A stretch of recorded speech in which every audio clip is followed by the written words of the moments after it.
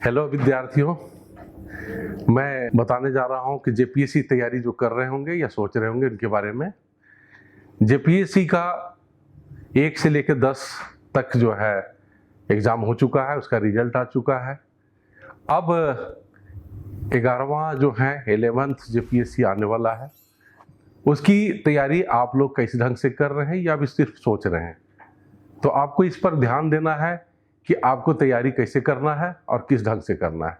उससे रिलेटेड मैं कुछ बात बताना चाहता हूँ। फर्स्ट, आप लोगों को तो मैं ये बताना चाहूँगा कि एडमिनिस्ट्रेशन में चाहता क्या है, जेपीएससी में आप सिलेक्शन होंगे, इसके लिए क्या आपको पढ़ना चाहिए, क्या नहीं पढ़ना चाहिए। तो मैं अभी आपको इतना ही बताना चाहूँगा कि जेपीएससी की तैयारी के लिए पहला आप ध्यान दें कि आपको एकेडमिक की अपेक्षा एडमिनिस्ट्रेटिव व्यू रखना है। आपको सोचना है कि मैं एडमिनिस्ट्रेशन संभालूंगा, उस व्यू से आपको सोचना है। तो उस व्यू से पहले पढ़ें, समझें, सोचें और लिखने की प्रैक्टिस करें, क्योंकि नंबर आपका जो आएगा वो लिखने से आएगा, सिर्फ आपको ज्ञान से नहीं आएगा। ये तो इस पर ध्यान देना है। सिलेबस को आप जो है स्पष्ट रूप से देखें और आपको पता होना चाहिए कि प्रीलिम में क्या पूछेगा, मेंस में सिलेबस क्या है और इंटरव्यू में क्या चाहता है, तो उस पर ध्यान दें। साथ साथ विद्यार्थियों के दिमाग में क्या होता है कि जब प्रीलिम्स का फॉर्म आता है, जब वैकेंसी का अनाउंसमेंट होता है, तो लोग तैयारी शुरू कर देते हैं और खूब मेहनत करते हैं, जम के मेहनत करते हैं। लेकिन वो एक फॉल्ट है, क्योंकि हमेशा ही होना चाहिए कि आप तैयारी जो करने जा रहे हैं वो कब से कर रहे हैं और किस एग्ज़ाम के लिए कर रहे हैं और कब कौन सा जेपीएससी में कर रहे हैं।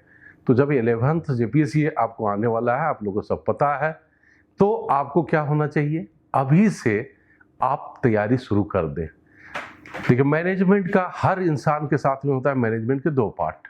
फर्स्ट रिएक्टिव मैनेजमेंट और एक्टिव मैनेजमेंट। रिएक्टिव मैनेजमेंट हम उसको कहते हैं जो इस मैनेजमेंट में आपको जब आ गया सामने एग्ज़ाम तो आप तैयारी शुरू करते हैं।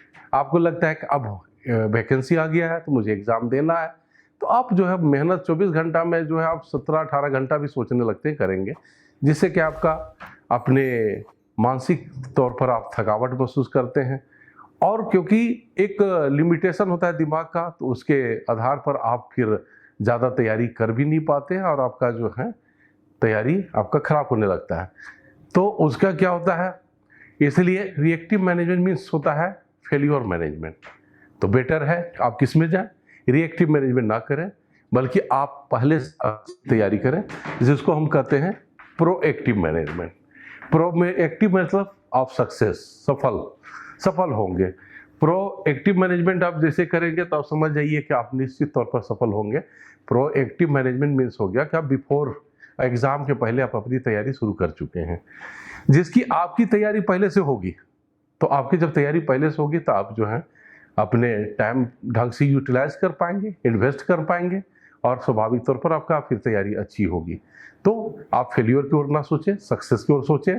और सक्सेस के लिए आपको सबसे बड़ा जरूरी है वो है आपको कि आप पहले से तैयारी करें, प्रोएक्टिव करें, ताकि आप निश्चित तौर पर सफल हों।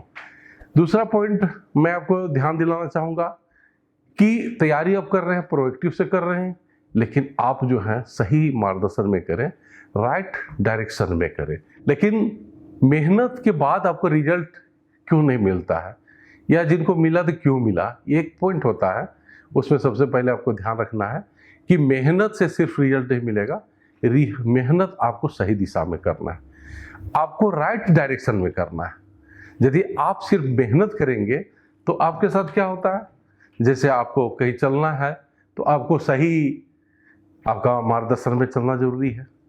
जैसे क्या होता है कि कई बार हम लोग होते हैं किसी गोल सर्कल में, तो क्या होता है वहाँ 4 या 5 रोड है, तो हम लोग क्या करते हैं, यदि 5 रोड है तो हम लोग क्या करते हैं, 4 रोड को छोड़ते हैं और 1 रोड को पकड़ते हैं।